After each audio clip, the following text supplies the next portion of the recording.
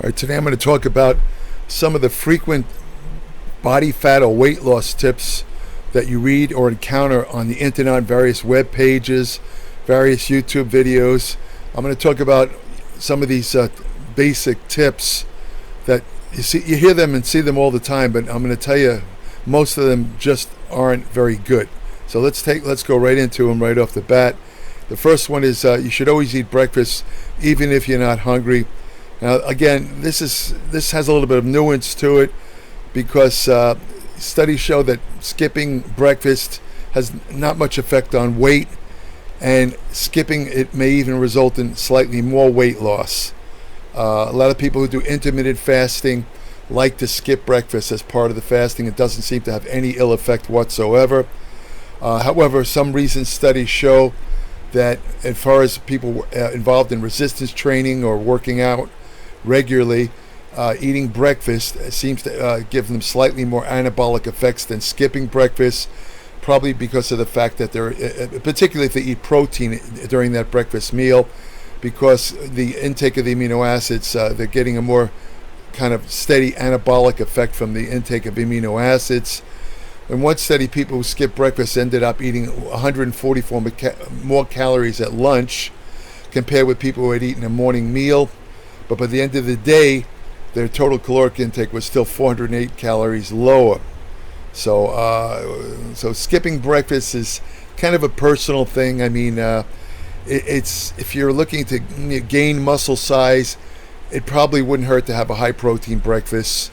If you're going to work out within, let's say, 2 to 4 hours after that meal, eating breakfast will help replenish a little bit of the glycogen that was used up during the night when you slept. So you'll have more energy, you'll be able to train harder. So it depends on the situation. But if you do have a breakfast, make sure that it's, try to focus on protein meals. And again, if you're going to do a longer workout, you can have some carbs too. Another one they tell you is don't weigh yourself every day.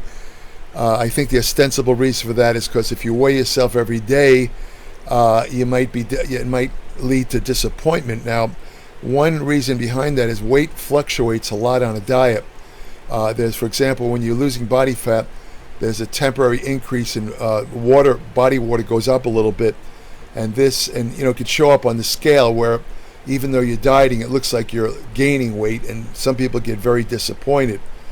But in a 6-month study on people who were overweight, people who got on a scale every day consumed fewer calories and lost 6.6% of their body weight on average compared to people in the control group who lost less than 1% of their body fat. Another study, research looked at the weighing habits of 140 people who were overweight and found that those who took breaks of longer than 1 month had a greater risk of weight gain.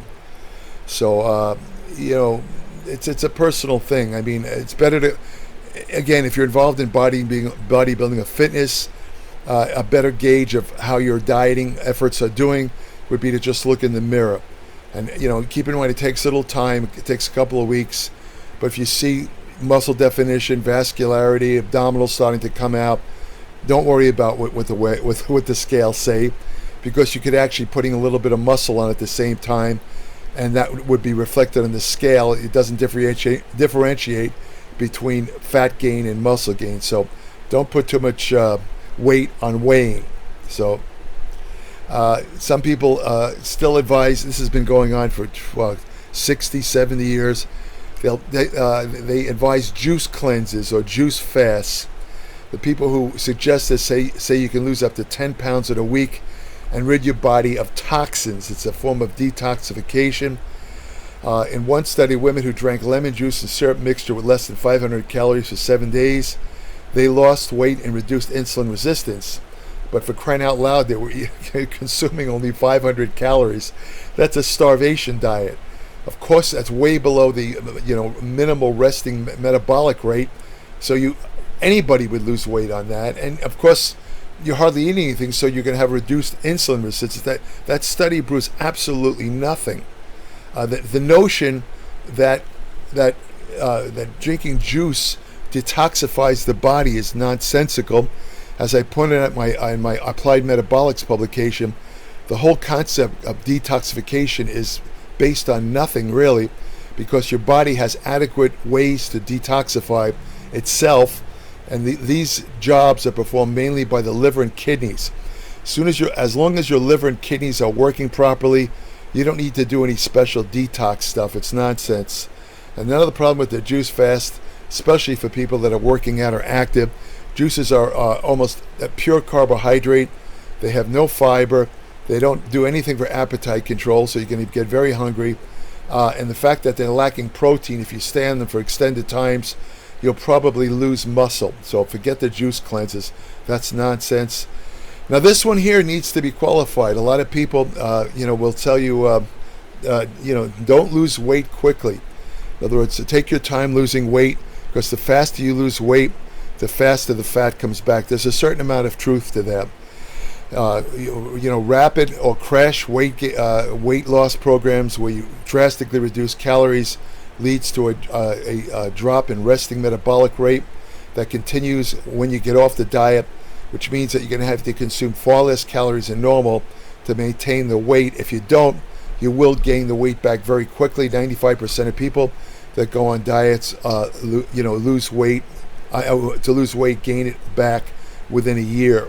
But from the point of view, let's say, of bodybuilding or athletics or fitness, you don't want to lose weight quickly, because if you lower your calories too much, if you're going to drastic caloric restriction diet, what's going to happen is you're not only going to lower your testosterone.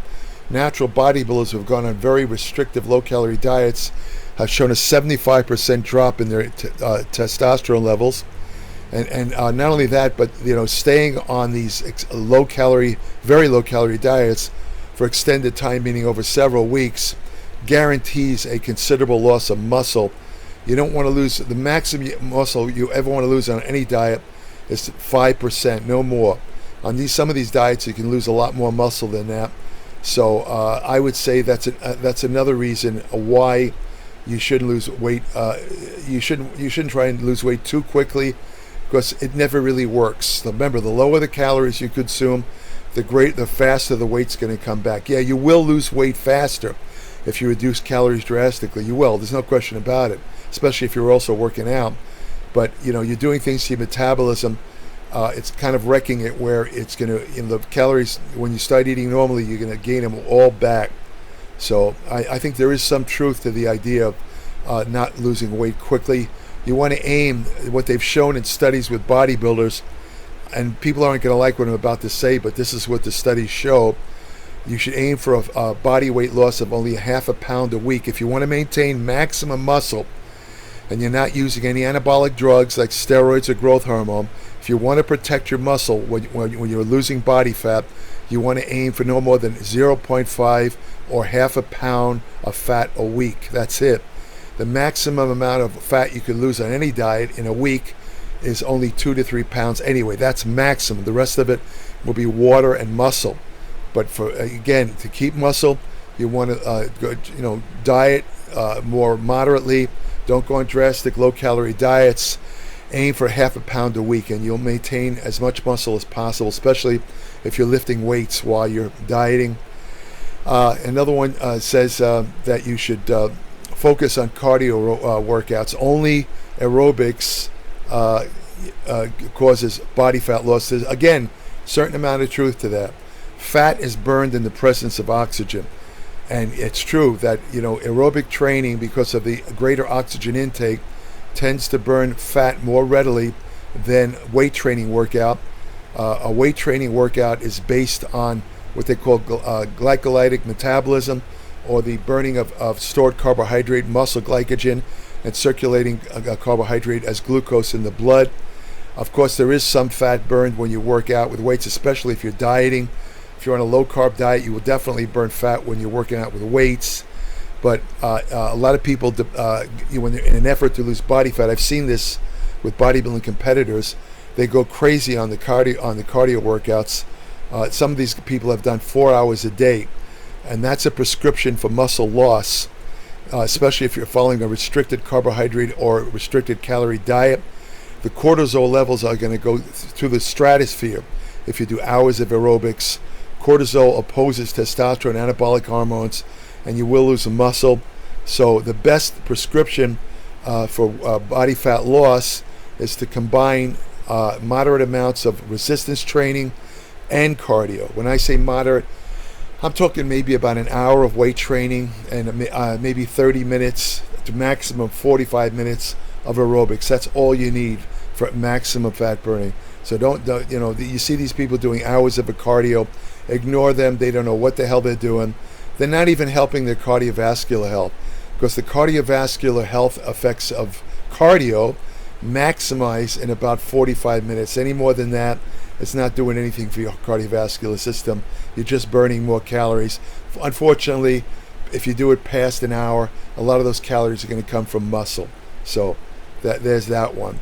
Another one, they tell you don't eat foods that are high in fat because fat is the most fattening nutrient. Contains 9.5 calories per gram compared to 4 for protein and 4 for carbohydrate. But another thing that you have to understand about fat is that it's very filling. It increases your satiety. In other words, it lowers your appetite better than anything, better than protein or carbs. And they've shown in studies low-fat diets, meaning where the total calorie content is 30% or less of all total calories consumed, have a very poor track record compared to low-carb diets that are higher in fat when it comes to weight loss, no matter what you hear. As I've said in prior videos, when I competed in bodybuilding, I tried every known diet. I'm telling you, I must have tried 50, 60 different types of diet. Fad diets, you named it. The only diet that ever consistently worked for me as far as fat loss and maintaining muscle was a moderate to high protein diet combined with low carbohydrates. It worked every time. I probably would still work today. As a matter of fact, I do follow today it's a moderate protein diet and a fairly low carbohydrate. I don't eat a lot of carbohydrates. I do eat some. They're all natural. A little bit from fruit, vegetables, and potatoes. Not every day on potatoes, but that's about it. I don't eat a lot. I don't eat any processed carbohydrates. Processed carbohydrates like refined sugars, fructose, and all that stuff greatly accelerate the aging process through a process called advanced glycation end products, which I'm not going to get into here. But let's put it this way: eating sugar ages you. And quite frankly, I'm at the age where I don't want to age any faster than I'm aging now. So I avoid that. You have to have fat because there's 2 essential fatty acids, omega-6 and omega-3. You can only get them from eating certain types of fat. Avocados have a monounsaturated fat. It's pretty good. Nuts have monounsaturated. Coconut has saturated, but it's not too bad. But they've shown that eating these foods can actually aid weight loss. Certain types of dairy products contain a fat called conjugated linoleic acid, or CLA. Some studies show it lowers body fat. Others show it works better in animals than it does in humans for lowering body fat. In fact, in men who have a lot of fat on their waist, taking conjugated or CLA supplements actually increases insulin resistance. Might have something to do with the fact that CLA is a natural trans fat, which I talked about in another video. So you can have fat, and also keep in mind that the less carbohydrate or the fewer carbohydrates that you consume, the more fat you can eat without having problems with fat calories. Because when you're on a very restricted carbohydrate diet, all the fat, some of these carb restricted diets, they have a 60% fat content, meaning 60% of calories, and yet they consistently lead to tremendous amounts of body fat loss. Because what's happening, if you're on a low carb diet, even if you're eating a lot of fat, when you work out, the fat that you're consuming, especially once you have reached a lower body fat level from the diet, once you have reached a lower body fat level and you're on a low carb diet eating a lot of fat, all the fat you consume is going to be burned or oxidized as energy. It's not going to stay on your body, contrary to what anyone tells you. And you'll see a lot of opposing views on this on the internet, or they say, no need fat at all. Fat makes you fat. Bull. Don't listen to that. Another one that you hear a lot, especially among bodybuilders, is eat every 2 to 3 hours. The idea there is that if you eat every 2 to 3 hours, you'll maintain a more steady glucose level, and as a consequence, there'll be less insulin secretion, and you'll be less hungry. You'll wind up eating fewer calories. Unfortunately, it doesn't work like that in the real world. One small study, researchers gave two groups the same number of calories, either divided in 2 meals or spaced between 7 meals, but they found no difference in the calories burned between the two groups. And other studies have shown that eating many small meals does not result in greater weight loss compared to eating 3 or fewer meals per day. So the problem, but there is, again, a caveat to this. If you're trying to gain muscle size, you want to eat a protein, try and get protein in. I know it's hard, but you want to get several small proteins rather than get all the protein in 1 or 2 meals. You get a better anabolic effect if you eat several small meals spaced at least 5 hours apart, because amino acids after a meal takes about 2 to 3 hours to digest the protein. The resulting amino acids will stay in your blood for about 5 hours. So you have a constant supply of, if you space your meals every 5 hours, the protein meals I'm talking about, you'll have a constant supply of amino acids, which favors anabolic or growth effects in muscle. So another thing that they always tell you is focus entirely on calorie intake. You see this a lot. Oh, geez.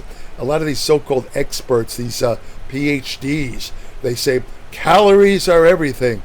Every diet you eat, every diet you go on, no matter what, whether it's low calories, low fat, or whatever, any weight loss or fat loss that results is always the result of reduction of calories, right? But calories are not all the same, and that's what they don't take into account. The type of food you eat has a huge effect on hunger, appetite, and hormones. For example, eating calories that are refined carbohydrate calories will tend to stimulate more insulin and again, a greater chance of fat deposition with a greater insulin release.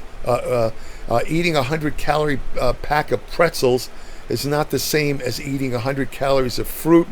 The pretzels are refined carbs, which can raise blood sugar, cause hunger, and lead to overeating.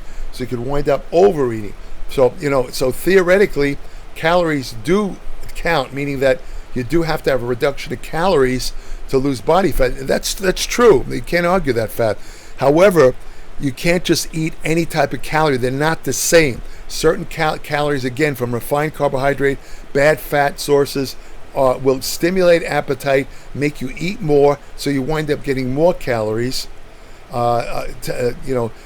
Getting calories from, let's say, higher protein foods tend to induce a greater feeling of satiety, meaning reduced appetite, so you wind up eating less, even though it's the same calories.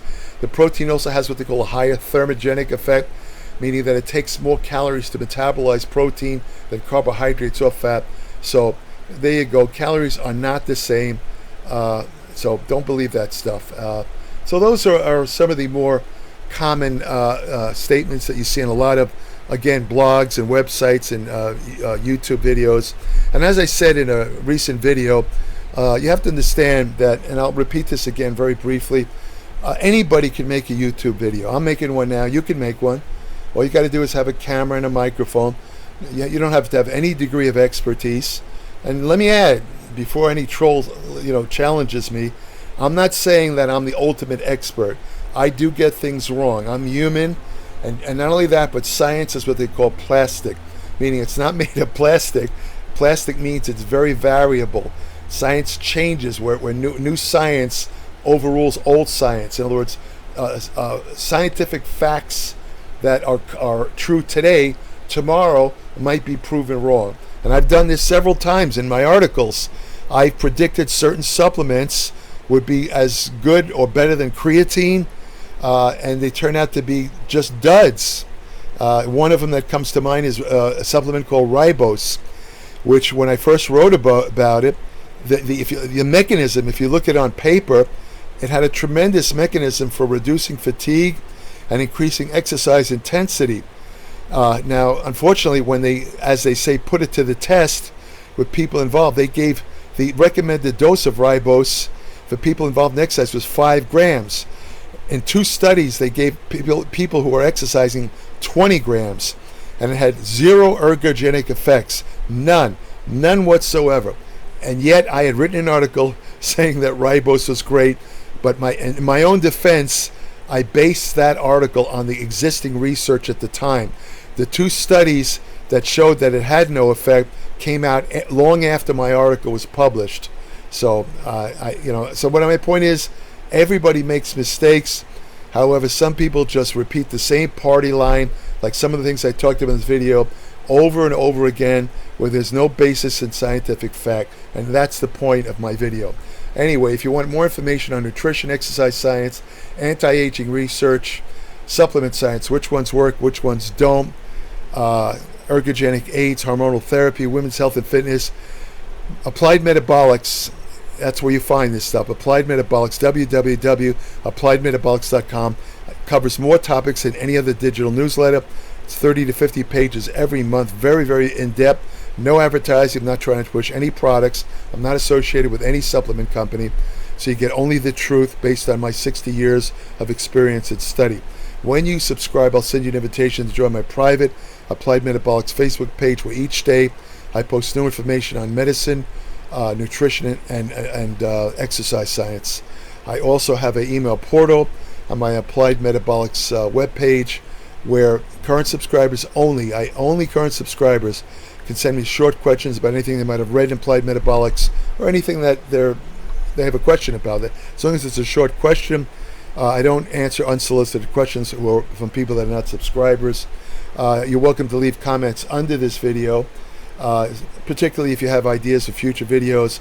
If I feel that your idea will be of interest to a large number of people, I'll be happy to do a video on it. And I could tell you right now, I'm going to give you the facts. My videos will only be the 100% truth. I'm not going to embellish anything. I don't have any axes to grind. I'm going to tell you the truth as current science knows it. If you like my videos, if you think they're helpful in any way, I don't have any dancing girls. I wish I did, to tell you the truth. There's no dancing girls. There's no fancy graphics. There's no cartoons behind me. I'm not big on the video editing stuff. That's not my thing. Well, I just use a little webcam and this mic. I actually upgraded my microphone, because a lot of people complain when I use the web microphone, they couldn't hear me. I don't understand that, because I could always hear it very clearly. But now I got a more professional microphone, so I did do that. But anyway, my point being, if you enjoy these videos, if you think they're of use, please tell others about my channel, Jerry Brainham channel. I post a new video every Tuesday of every week. So please let others know, so this channel can grow. And I think that it's important, because this channel and my Applied Metabolics publication serve as antidotes to the constant absolute barrage, the absolute epidemic of bullshit that we're assaulted with every day on the internet related to exercise and nutrition. Oh my God, there's so much crap. So you need guys like me and a couple other people who will tell you the truth, so you don't buy into that stuff. You don't waste money on crap and all that stuff. So anyway, take care. Thanks for listening. If you want to have the best friend you'll ever have, go to your local shelter and adopt a dog. Take care.